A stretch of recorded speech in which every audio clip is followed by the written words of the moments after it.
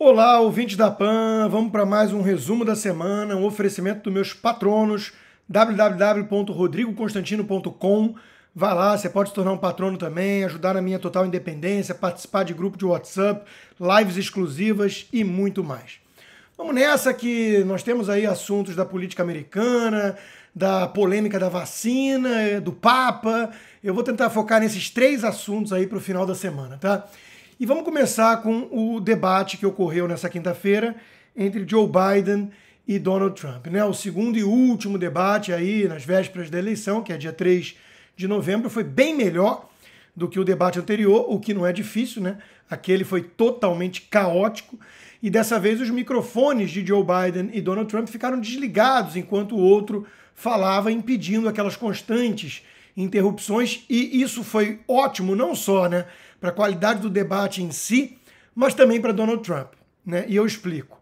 A melhor tática que existe contra um típico político canastrão ou esquerdista, né, e o Joe Biden é as duas coisas, é deixá-lo falar. E o Joe Biden, além de tudo, é o rei das gafes, né? Trump conseguiu arrancar dele, por exemplo, a confissão de que ele pretende sim acabar com a indústria de petróleo. Ele ainda gaguejou na hora, disse que não é bem isso. Aí o Trump hoje já postou clipes antigos do Joe Biden confessando exatamente isso, mas ele ali deu a entender e sim fez essa admissão, ainda que velada, né, de que vai acabar com a indústria de petróleo. E essa é a agenda dos democratas hoje em dia. Isso mostra a crescente radicalização do partido, né? O Green New Deal, que foi uma peça que mistura infantilismo com stalinismo da Ocasio-Cortez e companhia, foi endossado por quase tudo que é político cacique democrata, no Senado inclusive. Então, boa sorte ao pedir votos na Pensilvânia e outros estados assim, com uma bandeira dessas. Quando cada um fala mais, também fica mais clara a visão de mundo diferente de ambos, né? O Biden, por exemplo, logo ali no começo, focando na questão da pandemia, bem canastrão, né? Culpa o Trump pelas mortes todas, sendo que a maior quantidade, por exemplo, Nova York, que é governada por um democrata, e aí tem que explicar o que faria diferente, não consegue. Então é aquela história, né? Trump é um negacionista, menosprezou a pandemia, eu teria feito diferente, acabou. Né? É para inglês ver, é aquela visão estética de mundo, monopólio da virtude, tudo aquilo que já cansou, né? É puro populismo, enquanto que Trump apontou para onde? Para a China como origem do problema, o que é evidente, óbvio, né? O Biden também quer ali, deixou meio claro, uma espécie de socialismo na saúde, né? Intensificar o Obamacare. O Trump quer mais mercado. O Biden fala manso com os inimigos externos do mundo livre, né? Da América, que é o xerife do mundo livre e o líder dos países ocidentais democráticos. Trump é bem mais duro na visão geopolítica e tem resultados já para mostrar. O Biden quer fronteiras abertas quando o assunto é imigração e Trump quer uma imigração mais controlada. Aliás, Trump também lembrou, né? Quem é que construiu as tais jaulas? Foi o Obama, né? Então, pergunta para o Joe Biden quem fez as jaulas. E aí a turma fica muda e o Joe Biden não tem o que responder, né? Então, enfim, o debate, cada um vai querer puxar a sardinha para o seu lado, né? Algumas pesquisas mostram depois que foi meio empatado, depende do ponto de vista. Eu digo o seguinte, se o Guga Chakra da Globo News, se a mídia brasileira fala que foi empate, a gente sabe que o Trump venceu, né? E para mim o fator principal é o seguinte, o Trump conseguiu colar em Biden a imagem de que ele é o establishment, que ele é ícone do tal deep state, a velha política em carne e osso, né? O que cá entre nós também nem é muito difícil, uma vez que ele é senador há uns 180 anos. E figura de linguagem à parte, é meio século de vida política. Meio século, né? E não obstante, sujeito rico. E aí vem outro ponto positivo para o Trump no debate. Ele soube explorar, na minha opinião, esses indícios de corrupção que estão aumentando, né, com esses novos relatos que estão vindo à tona, envolvendo aí o filho dele, Hunter. Com o perdão do trocadilho, né? Hunt é caçar e Hunter é um típico caçador de recompensas que trafega no mundo ilícito de países esquisitos, como Ucrânia e China, onde tem muita corrupção, usando o nome do pai e o cargo do pai, de vice-presidente na época, para conseguir se dar bem. Né? E se dar bem, leia-se, milhões de dólares. Né? Agora, veja, o problema aumenta muito essa semana quando vem relatos de que os e-mails são não só verdadeiros, que aqueles e-mails que vieram à tona porque o próprio Hunter Biden deixou numa loja em Delaware e depois não pegou e tudo, como um ex-sócio de Hunter Biden alega que os e-mails não só são verdadeiros, como que o Joe sabia dos esquemas e até participava. Né? E aí o buraco começa a ficar muito mais embaixo. Nós saímos de um caso de uso indevido e já corrupto por natureza do sobrenome do pai, que o Joe alegava nada a saber, sendo que o Hunter entrava no Air Force Two, no avião oficial, né, do vice-presidente, para um suposto caso de participação ativa de Joe Biden nos esquemas, envolvendo Ucrânia e China. Né? Isso, meus caros, é muito grave. É muito grave. Agora, a mídia tinha que estar fazendo as perguntas incômodas. Prefere, por outro lado, abafar o caso. Né? Virou partidária, torcedora. Por quê? Porque quer o Trump longe da Casa Branca. E, para tanto, está disposta a não fazer mais jornalismo. Enterra o jornalismo e fica atacando o Mensageiro, desqualificando o New York Post e para poupar o Democrata. Agora, vai adiantar isso? O público fora da bolha midiática, progressista, percebe o truque. E esse escândalo deve sim, na minha opinião, desgastar o Biden na véspera final, na corrida aí, nos últimos dias de corrida eleitoral. Tá muito apertada a disputa, sem dúvida, não dá para dizer agora quem vai levar, né? Eu acho que o Trump também se saiu muito bem numa hora que ele diz que resolveu entrar para a política justamente por causa de Joe Biden, né, dando a entender que ele essa velha política, o sistema, né, e que o Trump veio para colocar tudo isso de perna para o ar mesmo, né, escancarar a podridão desse pântano de Washington. Né, acho que ele se saiu bem nisso. E a escolha vai ficando cada vez mais clara, né? Capitalismo de mercado de um lado, flerte crescente com o socialismo do outro. Respeito ao legado americano e desprezo pelo passado da América. Apreço pela vida humana desde a concepção ou a banalização do aborto. A defesa da lei e da ordem ou o endosso desses baderneiros do caos. O império das leis na Suprema Corte ou o ativismo judicial. O foco no indivíduo ou o establishment. Né? E nós vamos saber a resposta em poucos dias. Né? Eu acho que é um resultado muito importante, não só para o destino dos Estados Unidos, como do mundo todo. Né? Afinal de contas, o que acontece nos Estados Unidos é muito relevante ainda para o mundo inteiro. Bom, vamos falar desse assunto da vacina também agora aí que tá dando essa polêmica toda, né? E eu não acho que é desnecessária a polêmica, não. Tem algumas pessoas que falam assim, polêmica boba, não serve para nada. Vem cá, quando diz respeito a o que se fala em nome da ciência ou defender as liberdades individuais de escolha versus coerção estatal, eu acho que o assunto é muito relevante. Bom, o Pazuello disse uma coisa, o presidente disse, depois eles gravaram um vídeo juntos. A comunicação desse governo não é exatamente a sua grande qualidade, gera ruído desnecessário, gera confusão, eles batem cabeça e tudo mais, né? E a mídia também adora explorar isso. Agora, a essência da decisão em si, de não comprar a vacina chinesa e desconfiar da vacina com origem chinesa e defender que não seja obrigatório o seu uso, né? Isso, para mim, é importante e o governo federal está certo. O presidente Bolsonaro está certo, na minha opinião.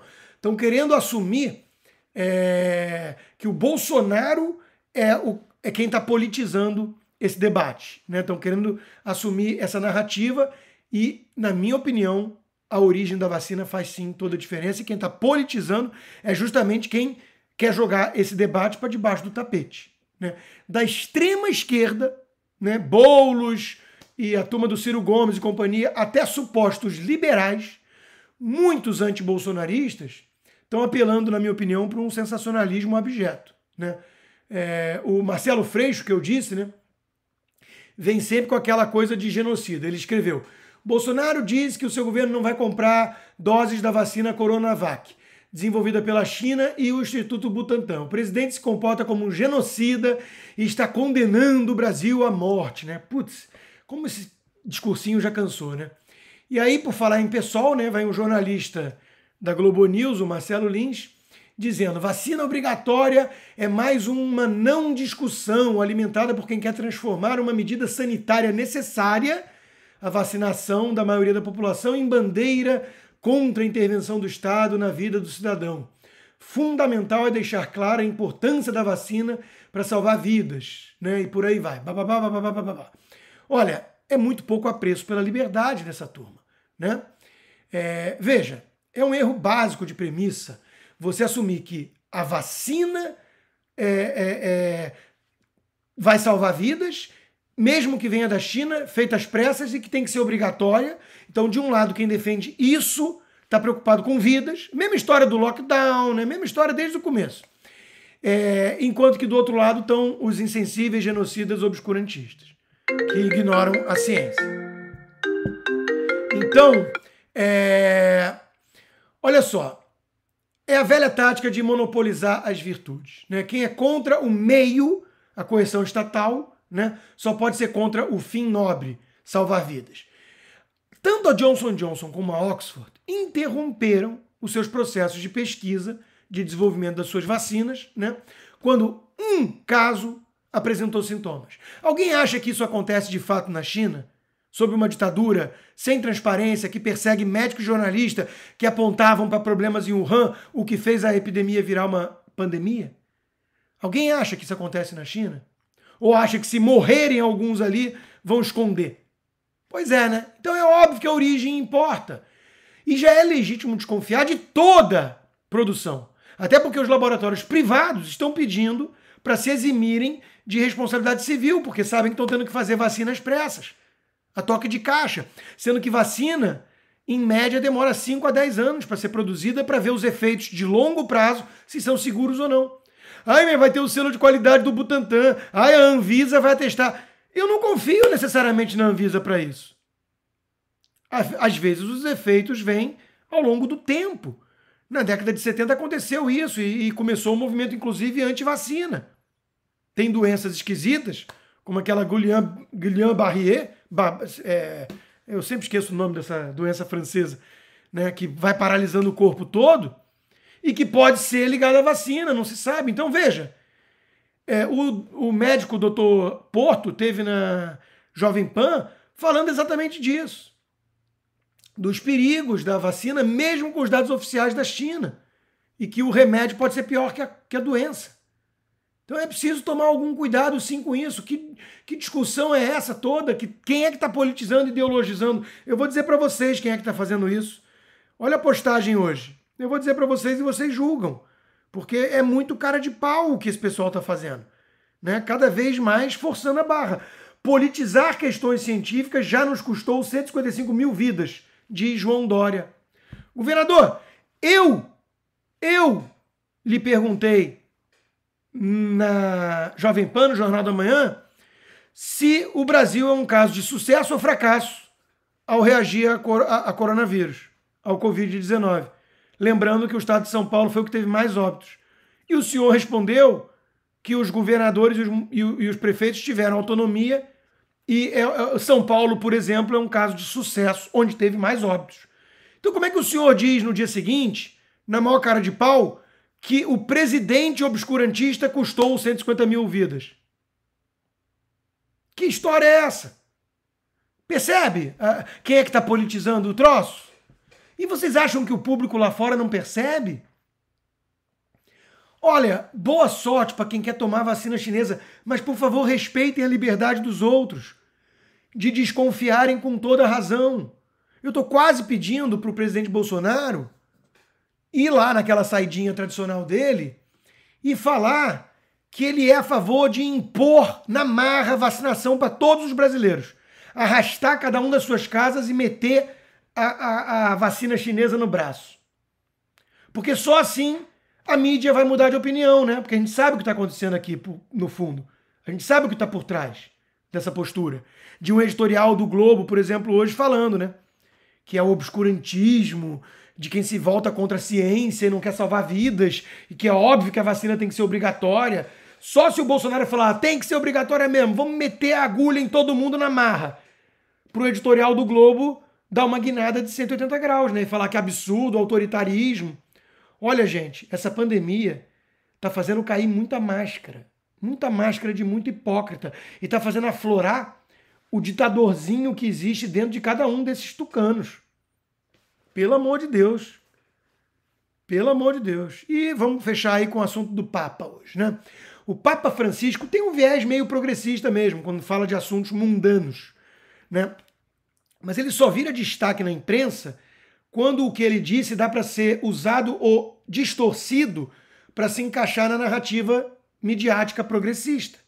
Quando ele fica em silêncio em relação às igrejas chilenas queimando como prova escancarada da tal cristofobia que Bolsonaro denunciou na ONU e que os jornalistas ridicularizaram, aí o pessoal não cobra, né, do Papa. Só que num documentário que veio à tona, ele falou ali dos homossexuais e suas famílias, tem que ter mais compreensão e tudo mais. E isso foi usado para dizer que ele estava defendendo a união civil dos homossexuais, ou até mesmo o casamento. Alguns mais caras de pau falaram que ele estava defendendo o casamento gay. Não foi nada disso. Olha só, os homossexuais têm direito a estar em família, são filhos de Deus. Não se pode expulsar uma pessoa de sua família ou tornar a vida impossível para ela. O que temos que fazer é uma lei de convivência civil, essa foi a expressão, para serem protegidos legalmente. Aplausos para o Papa nisso, né? Aplausos. Cabe ressaltar que o Papa Francisco falou como indivíduo, Bergoglio, né? Não como Papa. Ali ele não está na posição ex-cátedra, como Supremo Pontífice, lidando com os dogmas e ortodoxias da Igreja Católica. Ali ele é o Bergoglio e tem a opinião dele e direito à opinião dele sobre tudo. Amazônia, aquecimento global, socialismo, e ele fala muita bobagem nesse aspecto mesmo, na minha opinião. Mas houve muita celeuma como se fosse uma fala revolucionária e não foi. Na verdade, não foi. O Papa está admitindo o óbvio, que todo indivíduo é filho de Deus, criado à imagem de Deus, imago Dei, e que merece todo respeito e reconhecimento por isso. Exato. Desde sempre a Igreja condena o pecado, mas poupa o pecador. Quem pretende perdoar por meio de um arrependimento sincero, que volte à casa do Pai, como uma ovelha desgarrada. O Papa não disse que o comportamento homossexual deixou de ser pecaminoso aos olhos da Igreja, e isso sim seria revolucionário. Mas ele não disse isso. E sobre união civil, que não foi também o que ele disse convivência civil, mas é curioso que a comunidade LGBT dê tanta importância assim ao que pensa o Papa, né? Já que os movimentos LGBT costumam detonar o cristianismo em geral e o catolicismo em particular. Agora, cabe destacar uma coisa aqui, né? União civil é uma coisa, né? Que diz respeito a um pacto ligado ao Estado. Outra bem diferente é o casamento. É o matrimônio sagrado, o que pertence à esfera religiosa e também tradições históricas. E sempre foi entre homem e mulher. Olha, os progressistas seculares não defendem um Estado laico? A divisão entre igreja e Estado? Ora, então nada mais natural do que termos leis republicanas sobre uma união de indivíduos adultos com base em consentimento para definir herança e tudo mais, tudo isso por meio do Estado. Agora, casamento fica a cargo da igreja. O que parece absurdo é desejarem obrigar, por meio de coerção estatal, a igreja a aceitar o casamento entre homossexuais. E isso seria o quê? Uma invasão indevida do Estado na esfera da religião. Cadê o Estado laico? Então vocês não querem um Estado laico coisa alguma. Vocês querem um Estado antirreligioso, anticristão, porque poupa o Islã, o Banda e tudo mais, anticristão, e usar a força do Estado, a coerção, o monopólio da coerção, para impor o que a igreja tem ou não tem que aceitar na sua esfera religiosa. Lembrando que é crente quem quer. Entra numa missa quem quer. Ninguém é obrigado a ser católico. O homossexual não é obrigado a frequentar a igreja. Então por que a igreja vai ser obrigada a realizar um casamento de homossexuais? Percebe? É isso, meus caros. Fico por aqui hoje. Agradeço muitíssimo o apoio de vocês, a audiência, a confiança. E quero lembrar que o meu curso Pensadores da Liberdade, mais de 20 horas de conteúdo, mastigado para você, 20 anos de muita leitura, em linguagem acessível e didática, está nos últimos dias de carrinho aberto para venda. Domingo fecha o carrinho, já temos 900 inscritos, 900 alunos, já tem 4 aulas disponíveis e temos vários feedbacks muito positivos já. Eu agradeço a todo mundo que está adorando o curso e está externando isso, tá? Muito obrigado também e vá lá no Cursolode, com Y no final, cursolode.com.br para se inscrever. Estamos nas últimas horas de carrinho aberto, últimas vagas. Tem um grupo de Telegram, tem uma live exclusiva ao final das aulas. Inscreva-se. Muito obrigado, bom final de semana e até a semana que vem.